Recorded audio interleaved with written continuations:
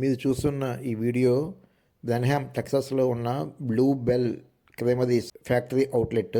మొట్టమొదటిగా 1907లో బట్టలు తయారు చేయడం కోసం ఫామ్ అయిన బెన్హామ్ క్రెమరీస్ కంపెనీ 1911లో ఐస్ క్రీమ్ కూడా తయారు చేయడం ప్రారంభించింది.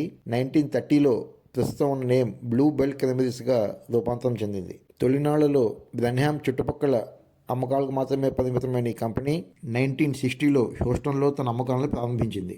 తొలి రోజుల్లో company production only 2 gallons ice cream per day.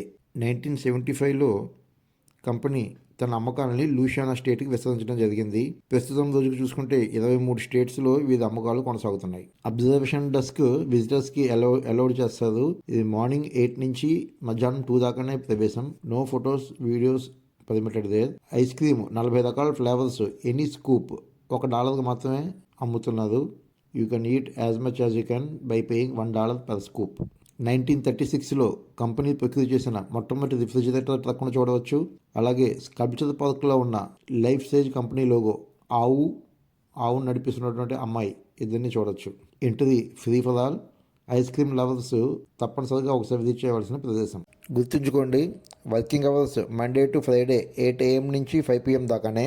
Observation deck అయితే మండే టు ఫ్రైడే 8 AM నుంచి 2 PM దాకా మాత్రమే. వీకెండ్స్లో క్లోజ్.